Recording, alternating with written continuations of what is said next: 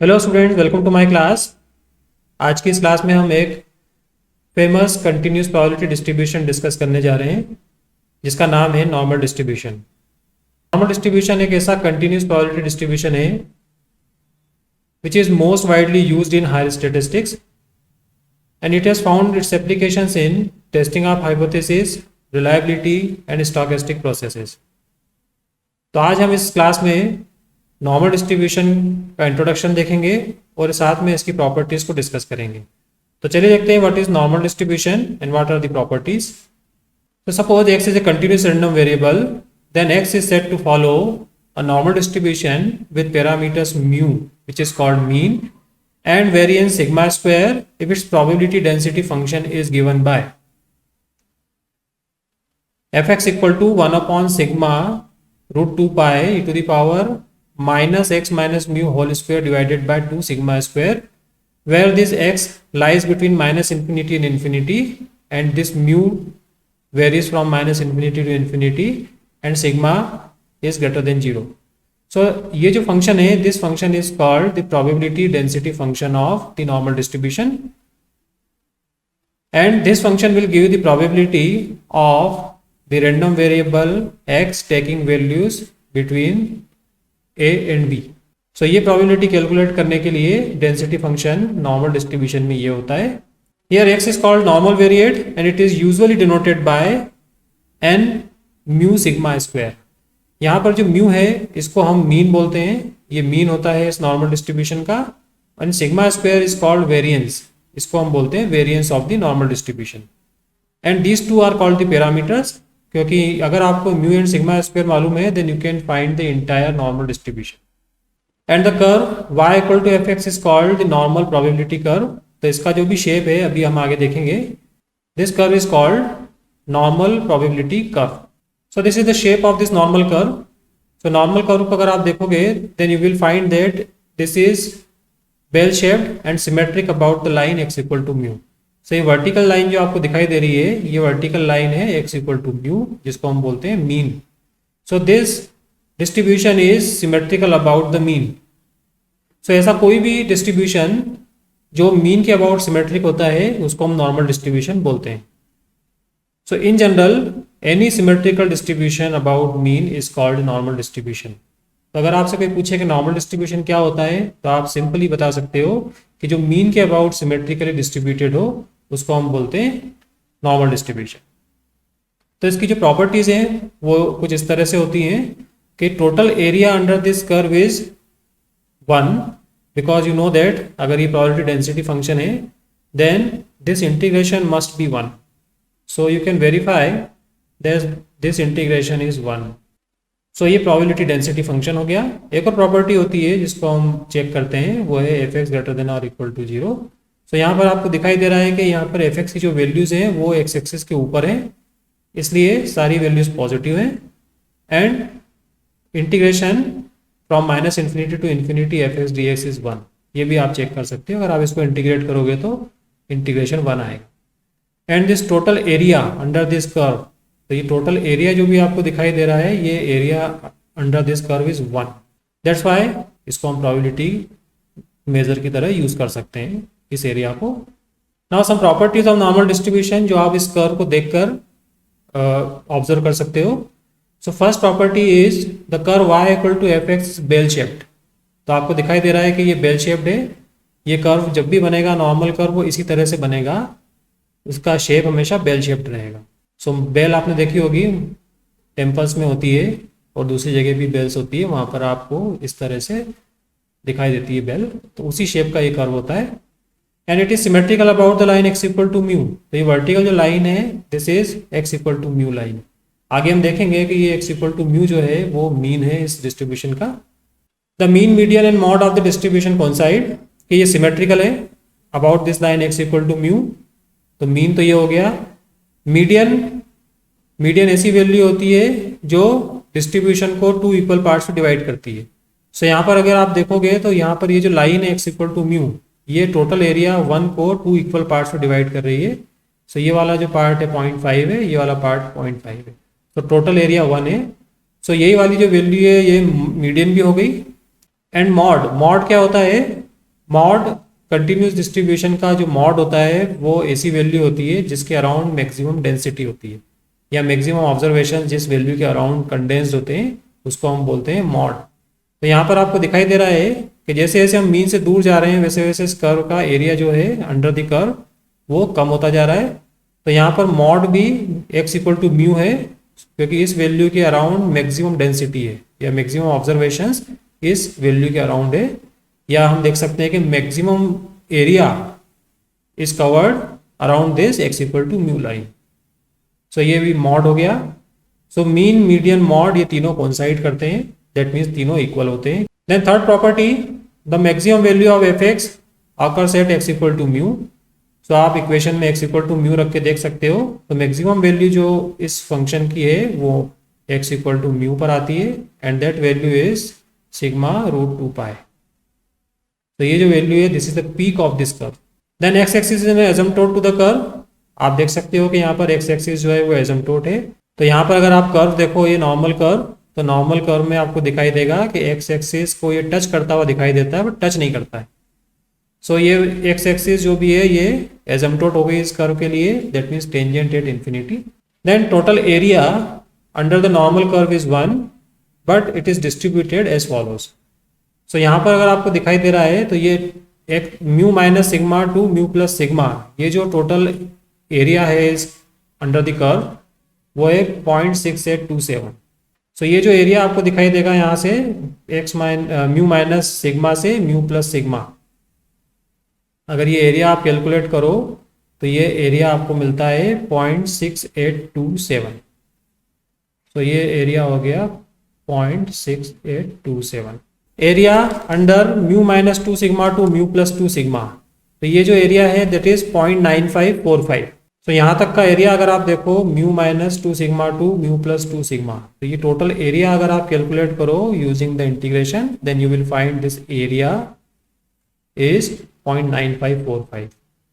तो ये पूरा हो जाएगा 0.9545। Then mu minus 3 sigma to mu plus 3 sigma equal to 0.9973। That means ये जो एरिया है आपको यहाँ से और यहाँ तक का जो एरिया है पूरा, ये 99% ऑलमोस्ट एरिया जो है वो इसके अंदर कवर्ड है, म्यू माइनस 3 सिग्मा से म्यू प्लस 3 सिग्मा। ये पूरा एरिया 0.9973 है, 9973। Then minus infinity to infinity total area 1 है जो हमने अभी डिस्कस किया था। सो इस तरह से टोटल एरिया जो है वो डिस्ट्रीब्यूटेड होता है।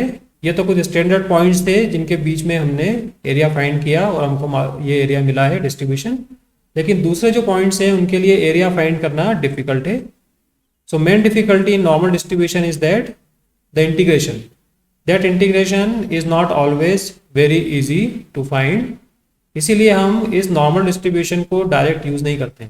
सो मेन डिफिकल्टी जो है इस नॉर्मल डिस्ट्रीब्यूशन के साथ वो ये होती है कि अगर आपको प्रोबेबिलिटी फाइंड करना हो किसी भी दो गिवन पॉइंट्स के बीच में, then you have to integrate this function, but this integration is not so easy to find always, because A and B पर डिपेंड करता है कि ये इंटीग्रेशन इजीली सॉल्व होगा या नहीं होगा।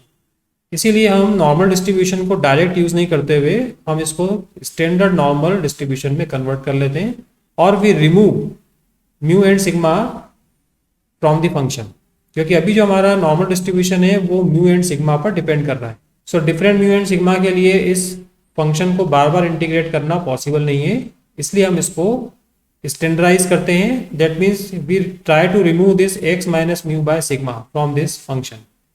सो म्यू एंड सिग्मा को रिमूव करने के लिए अगर हम z equal to X minus mu by sigma ये अगर हम रख दें then we will find a new function, और वो न्यू फंक्शन जो होता है उसको हम बोलते हैं probability density function of standard normal variable.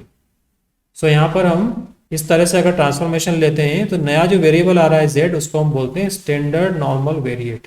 ये भी एक नॉर्मल वेरिएट होता है और इसका भी density function normal distribution curve की तरह ही होता है। So how to standardize the normal distribution? So we take this z equal to x minus mu by sigma, that means x equal to mu plus sigma z।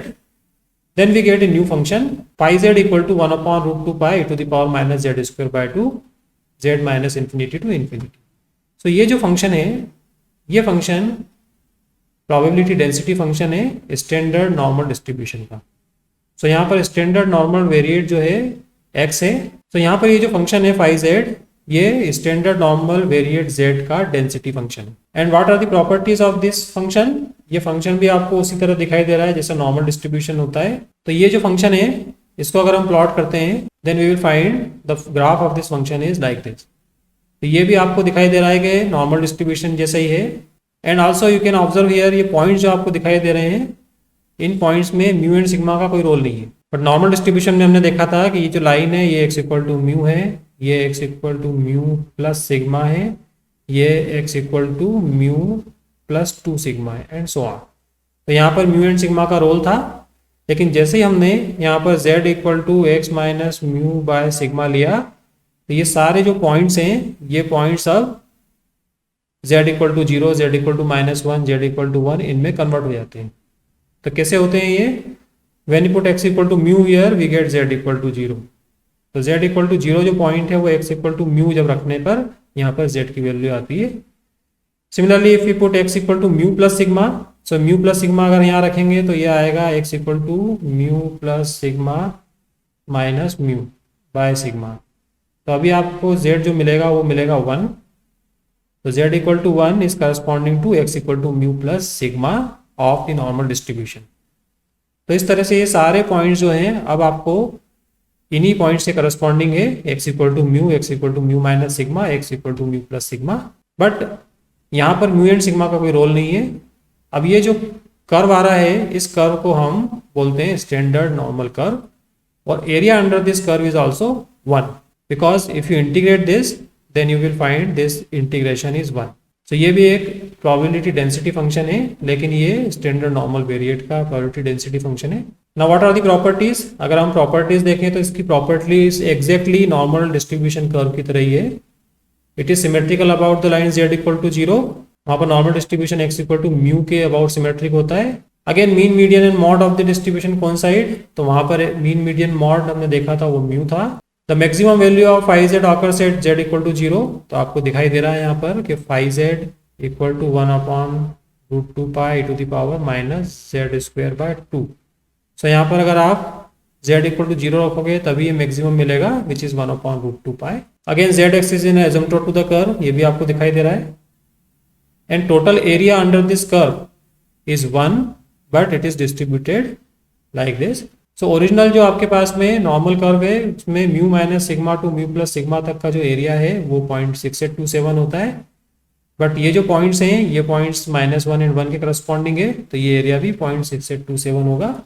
So -1 to 1 area is 0.6827। Similarly mu minus 2 sigma से mu plus 2 sigma तक का area original normal curve में 0.9545 होता है। तो mu minus 2 sigma is corresponding to -2 and mu plus 2 sigma is corresponding to 2। So यहाँ जो total area under -2 to 2 वो हो जाएगा 0.9545। सिमिलरली म्यू माइनस 3 सिग्मा से म्यू प्लस 3 सिग्मा तक का जो एरिया है वो 0.9973 होता है ओरिजिनल नॉर्मल कर्व के अंडर। तो यहाँ पर -3 to 3 जो एरिया है वो होगा 0.9973 because mu minus 3 sigma is corresponding to -3 and mu plus 3 sigma is corresponding to 3 and total area again it is 1 and this is important thing, probability that x less than mu is 0.5। Similarly probability that z less than 0 is 0.5 क्योंकि दोनों का total area जो होता है वो 1 होता है under the curve और सिमेट्रिकली डिस्ट्रीब्यूटेड होता है। तो यहाँ पर z इक्वल टू 0 के लेफ्ट हैंड साइड में जो एरिया है वो पूरा 1.5 होगा और z इक्वल टू 0 के राइट हैंड साइड में जो टोटल एरिया है वो 0.5 होगा। तो ये normal distribution and standard normal distribution curves थे और इनके अंडर स्टैंडर्ड पॉइंट्स के बीच में जो एरिया है वो किस तरह से डिस्ट्रीब्यूटेड है वो हमने देख लिया। Now main problem is how to find area for other values of x और अदर वैल्यूज ऑफ z। तो उसके लिए हमारे पास एक टेबल है जिसको हम बोलते हैं standard normal distribution table. Because standard normal distribution का जो कर्व है वो स्टैंडर्ड कर्व है, उसमें म्यू एंड सिग्मा का कोई रोल नहीं है, इसलिए area under that curve can be calculated and can be tabulated in A table. तो वो टेबल जो होती है उसको हम बोलते हैं स्टैंडर्ड नॉर्मल डिस्ट्रीब्यूशन टेबल। तो चलिए देखते हैं अदर एरियाज कैसे फाइंड करते हैं under the standard normal curve. So other area find करने के लिए हम standard normal distribution table use करते हैं और उस स्टैंडर्ड नॉर्मल डिस्ट्रीब्यूशन टेबल में आपको जो एरिया दिया है वो एरिया 0 से लेकर Z1 तक का एरिया दिया है राइट हैंड साइड में इस तरह से। तो ये जो एरिया है ये टेबुलेटेड है for various values of Z की वैल्यू 0 से लेकर तो यहाँ पर Z इक्वल टू 3 तक या 3 से आगे तक, उनके लिए एरिया टेबुलेटेड है स्टैंडर्ड नॉर्मल डिस्ट्रीब्यूशन टेबल में। So standard normal distribution table क्या होती है वो देख लेते हैं। So standard normal distribution table इस तरह से दिखाई देगी आपको, जिसमें area from Z equal to 0 to Z equal to Z1 आपको मिलेगा। तो इस टेबल के अंदर अगर आप देखोगे तो लेफ्ट मोस्ट कॉलम में आपको Z इक्वल टू 0 से Z इक्वल टू 0.0 से लेकर तो 3.0 तक का कॉलम मिलेगा एंड टॉप मोस्ट रो जो दिखाई दे रही है इसमें आपको 0.00 से लेकर तो 0.09 तक का कॉलम्स मिलेंगे। सो यहाँ पर आपको अगर वैल्यू फाइंड करना है सपोज 1.45, सो 0 से लेकर अगर 1.45 तक का अगर आपको एरिया फाइंड करना है तो आपको यहाँ पर लेफ्ट मोस्ट कॉलम में 1.4 पहले लोकेट करना पड़ेगा। तो फर्स्ट डेसिमल तक Z की जो वैल्यूज है वो इस कॉलम के अंदर है, तो 1.4 यहाँ पर लोकेट कर लिया। अब सेकेंड डेसिमल जो है 5 उसको हम हॉरिजॉन्टल लाइन में देखेंगे और यहाँ पर अगर आप देखोगे तो 1.45 के करस्पॉन्डिंग ये वैल्यू है। सो ये 0.4265 इज द वैल्यू और is the area between Z equal to 0 and Z equal to 1.45। So इस टेबल को हम इस तरह से यूज करेंगे कि Z की जो वैल्यूज है फर्स्ट डेसिमल तक वो यहाँ पर है अप टू 3.0 और फर्स्ट डेसिमल के बाद जो वैल्यू है सेकेंड डेसिमल वो आपको हॉरिजॉन्टली देखना पड़ेगी। सो इस तरह से ये नॉर्मल डिस्ट्रीब्यूशन टेबल हम यूज कर सकते हैं to find area under the curve from Z equal to 0 to Z equal to Z1। तो इस तरह से हम area under the normal distribution curve table से फाइंड कर लेते हैं for various values of Z1। तो 0 से लेकर Z1 तक का जो एरिया है वो टेबुलेटेड है, बट दूसरे जो एरिया हैं उन एरिया को फाइंड करने के लिए हम इस स्टैंडर्ड नॉर्मल डिस्ट्रीब्यूशन कर्व की सिमेट्री को यूज करते हैं because this curve is symmetric. So using the symmetry of this curve we can find other areas also. तो चलिए देखते हैं how to find other areas under the standard normal curve. So 0 to Z1 area आपको table से मिलेगा, लेकिन यही area अगर इस तरह से हो -Z1 टू 0, तो यहाँ से आपको -Z1 टू 0 जो एरिया है -Z1 टू 0 जो एरिया है वो इस तरह से मिलेगा। सो इस एरिया को हम क्या करेंगे राइट हैंड साइड पर प्रोजेक्ट कर देंगे, हम equivalent area right hand side पर निकाल लेंगे इसका और हम फाइंड कर लेंगे from the table. So 0 to mod Z1, क्योंकि ये नेगेटिव है इसलिए मॉड Z1 लगाया हमने। तो ये जो एरिया है this area is from 0 to mod Z1। So अगर आपको यहाँ पर Z1 की वैल्यू -1.25 है सपोज, सो -1.25 से Z इक्वल टू 0 तक का एरिया फाइंड करना हो तो आप 0 से लेकर 1.25 तक का एरिया फाइंड कर लो, जो कि टेबल से मिल जाएगा। तो इस तरह से आप स्टैंडर्ड नॉर्मल डिस्ट्रीब्यूशन टेबल और सिमेट्री यूज करके ये एरिया फाइंड कर सकते हैं। नाउ ये जो एरिया है this is 0.5 and this area is again 0.5। So Z less than और इक्वल टू 0 एरिया 0.5 है, Z ग्रेटर देन और इक्वल टू 0 एरिया 0.5 है। Then what about this area, ये जो एरिया आपको दिखाई दे रहा है probability that Z greater than और इक्वल टू Z1। सो ये एरिया फाइंड करने के लिए आपको टोटल एरिया है 0.5, तो 0.5 में से हमने ये वाला जो एरिया ये माइनस कर दिया। तो ये एरिया फाइंड करने के लिए 0 टू Z1 वाला जो एरिया फाइंड करके टेबल से वो हमने 0.5 में से माइनस कर दिया।